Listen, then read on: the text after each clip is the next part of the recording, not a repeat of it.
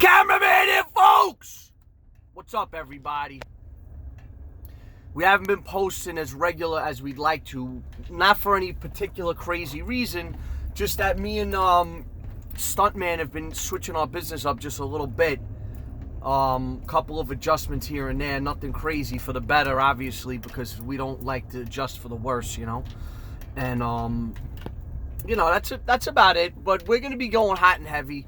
Weather's been crazy too, but today's Sunday. I'm out in Long Island, where I live, just running some errands, and sometimes I do a story time between errands, you know, going to the grocery store. Why do I go to the grocery store?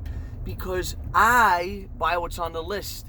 When my wife goes to the grocery store, she says, oh, we need this, oh, we need that, oh, we need this, and she says, oh, we need this and that, up to about a $500 bill. I stick to the list and it's a couple of $100, you know what I mean? That's what I like to do. Why should I go off the list? Maybe I'll get myself a treat, you know what I mean? That's about it.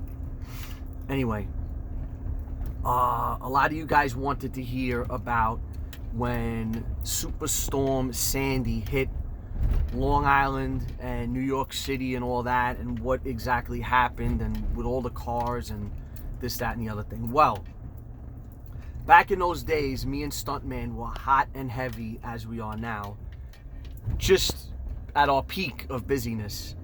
And but the thing is, right about the storm time, like, we had a great summer, it started to get a little bit slow.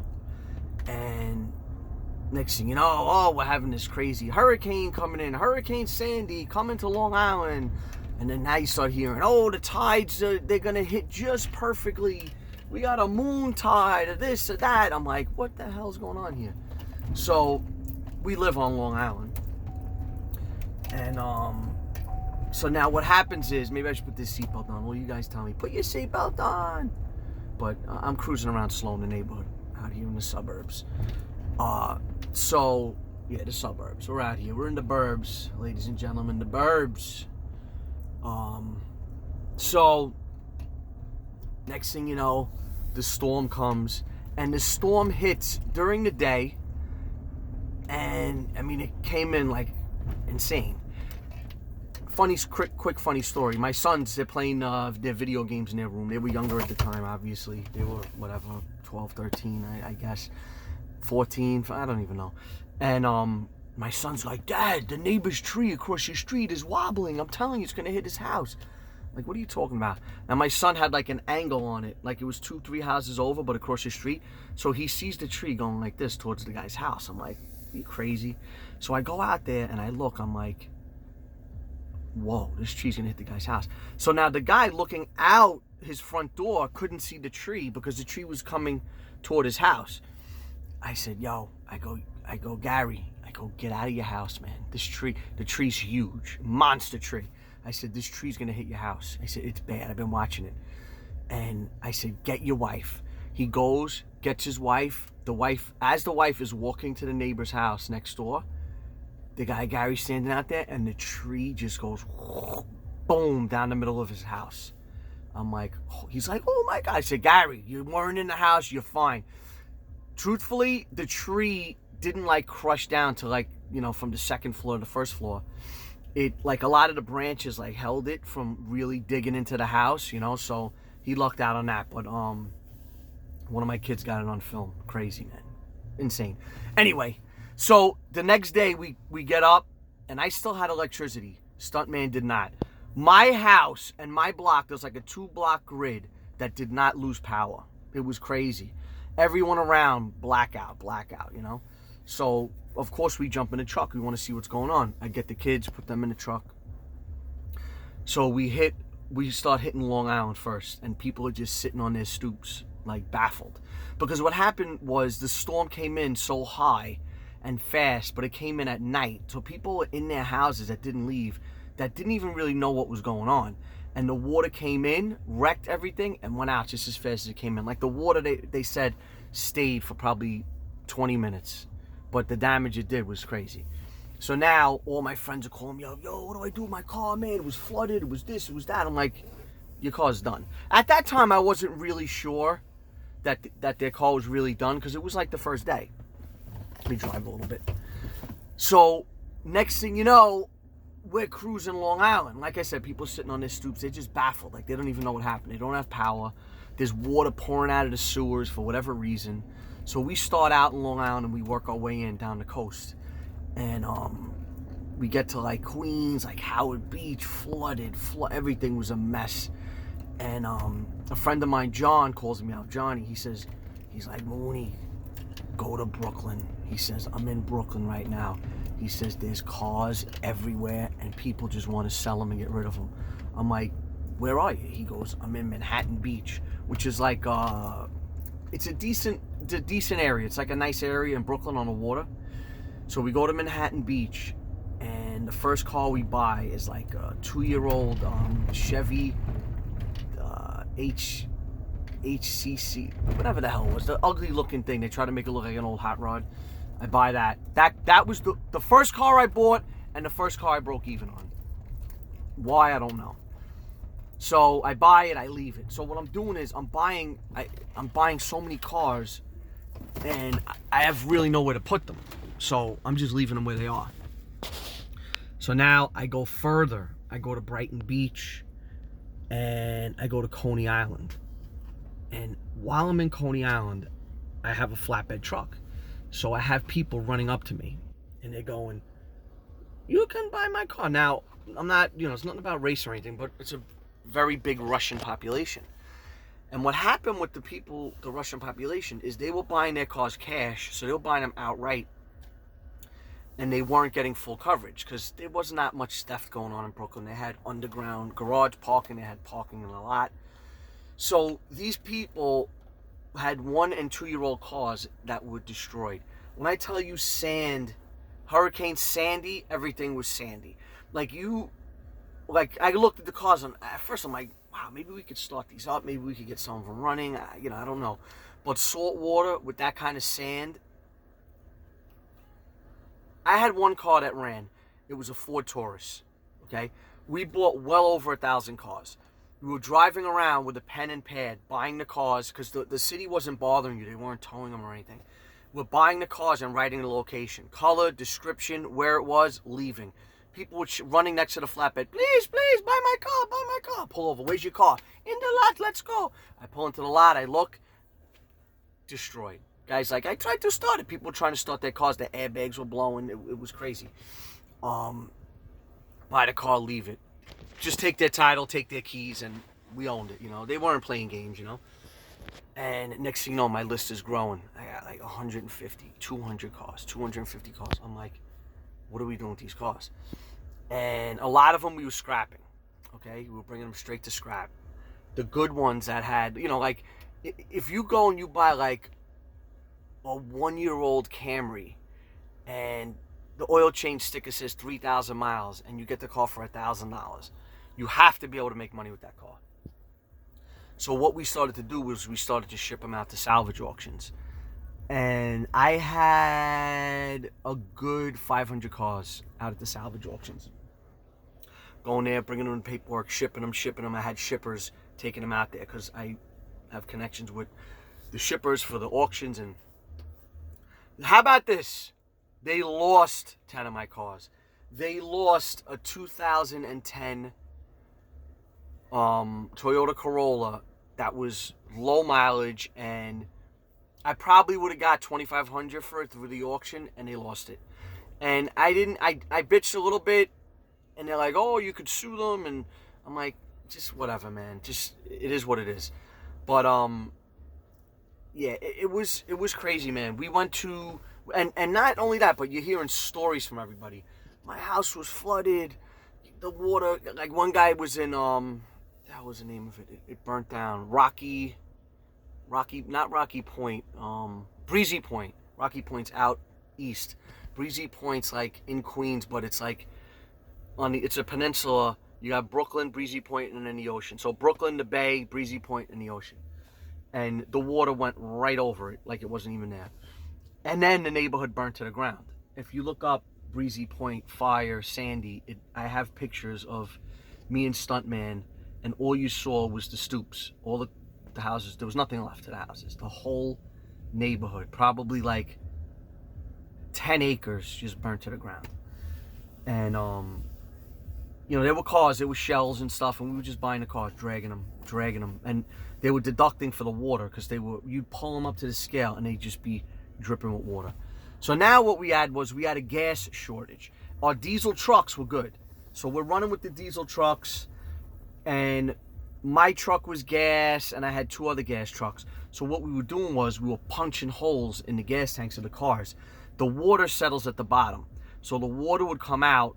We'd fill buckets, 5-gallon buckets, and then we would screen. We would filter our what do you call it?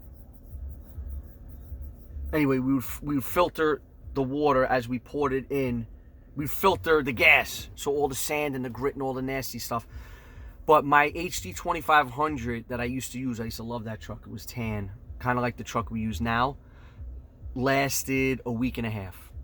And we're in the middle of Brooklyn. It's like 10 o'clock at night. We're buying cars. Next thing you know, the trucks are going boom, boom, boom, boom, boom. I'm like, shit. And they're not known for having good fuel pumps anyway. Fuel pump went. I called my flatbed driver. He was already home. He was in Long Island. I said, listen to me. Get on the Southern State Parkway. We're not supposed to be on the parkways. Like you own it. I said, and fly to Brooklyn. He flies to Brooklyn. Puts my truck on the flatbed, right? My truck was big. It just barely fit on a flatbed. And I go, all right, get back on the Southern State. He looks at me and goes, we're gonna hit the bridges if we. I'm like, oh my God. Like, I was so exhausted and so tired from working so hard. We were working, 18, 20-hour days nonstop, because when you're racking up cars and you don't even know about slowing down and stopping. It's not even an option. Now we have cars all over, and he takes my car out to Long Island. The next day I get a fuel pump put in it. And then after about, I would say 2 weeks, the gas stations started to open up. People started to get power. But, it was what we saw. We went to Rockaway Beach. We went to all across the coast. But we were staying out of Long Island, because Long Island, when I was in Long Island, I was not getting service on my phone. And I did not once I passed, I don't know if you guys are familiar, Sunrise Highway, there was no phone service. So my calls for people calling me, I want to sell my car, were not coming in. So I would go on Long Island very rarely to those areas. But we were staying around Brooklyn, all up the coast, Coney Island. We were walking around Coney Island where all the rides are, like we owned the place. There was sand and everything. You were walking to where they would, we throw the basketball through the hoop, and, there was nothing, we weren't looking to do anything wrong or take anything. But Coney Island at night was rough. The cops were cruising around slow. They just had their lights on their roof. Like 10 cop cars were just doing the grids all up and down.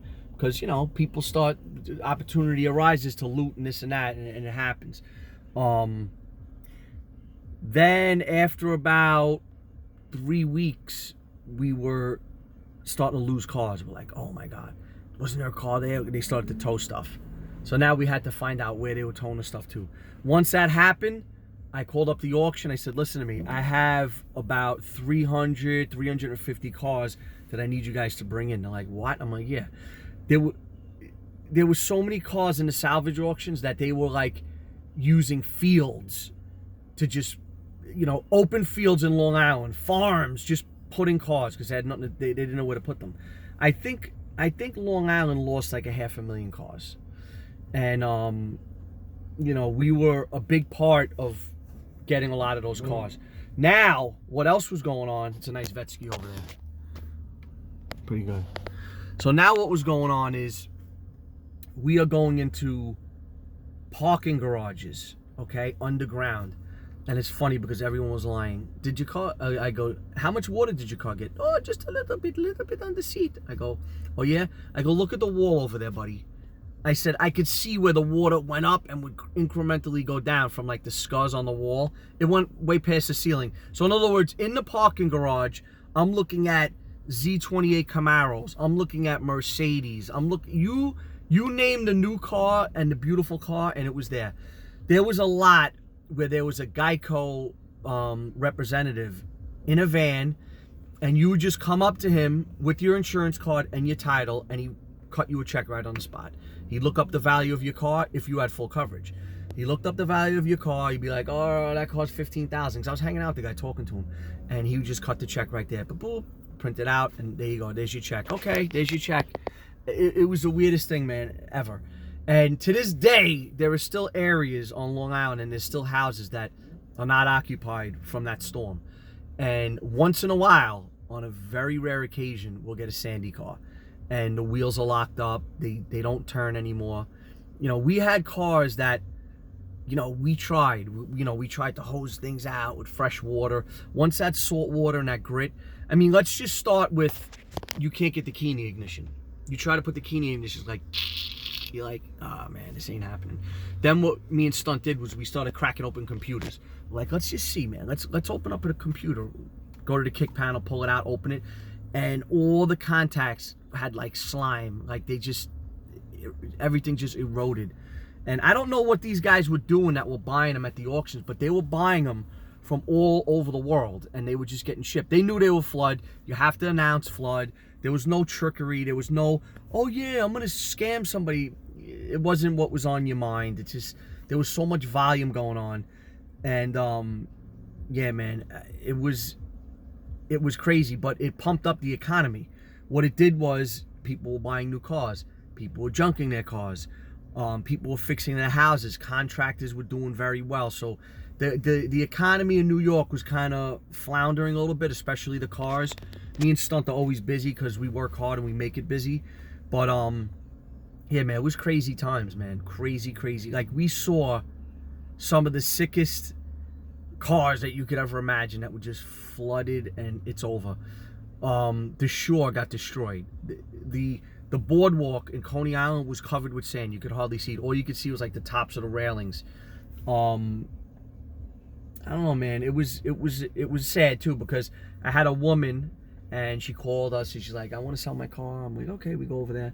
And she had her daughter, was probably like, I don't know, I would say she was 8 years old, and she's crying. I go, you better not cry, you're gonna make me cry. So I'm joking around, trying to make her feel better. She goes, I love that car. And the lady said she loved that car. That's the car that she always drove in, and that's the car that she remembers. And I'm like, I said, listen, you're gonna get a better car, you're gonna get a nicer car. Don't worry about it. You're gonna get a beautiful car. So it was, you know, you saw a lot of crazy stories, man. You heard stories. There was a guy that we bought a car from in Rocky Point. What's this guy looking at here? Am I in his driveway or something? What the fuck you looking at? Am I in the way? Unbelievable. Anyway, so what happens is, he goes, dude, I thought I was dead. I go, what do you mean you thought you were dead? He goes, I'm over here. He says, this guy's bugging right now. He goes, I'm over here, and I got the water coming, and next thing you know, he says, it goes to my first floor, covered. He goes, I go up the steps, second floor. He goes, I go up to the attic in the crawl space. He goes, I'm like a rat in a sinking ship. He says, next thing you know, I'm over here going, I'm dead. I'm gonna die in my house. And he said, the minute I had that feeling, and it was him and his wife, he said the water came up and started going back down. He goes, I saw my life flash before my eyes. So, you know, listen, being in this business, we see everything. We're on every street, in every borough, every day. And those days were crazy. And you know what? I took my kids out, my sons. The girls don't want to go to work and be bothered. I took the boys out, and they see a lot of stuff too, you know, in the business, being on the street. And I have pictures of them on standing on Rockaway Beach, where I used to go to the beach as a kid, and everything was just destroyed. The concrete, there was slabs of concrete busted up all over. They were just standing on it, you know. And yeah, man, it was a crazy thing. And the car business never saw anything like it, and may never see anything like it ever again. But yeah, a lot of you guys wanted to know about Hurricane Sandy and what went down and how it went down. And yeah, man, it was a busy time. We were busy with the hurricane for a good 3 months, until it started to, you know, peter off. And then we started to just not get those kind of hurricane cars anymore. They weren't really around. But yeah, we were selling them off, and next thing you know, man, we're selling them off.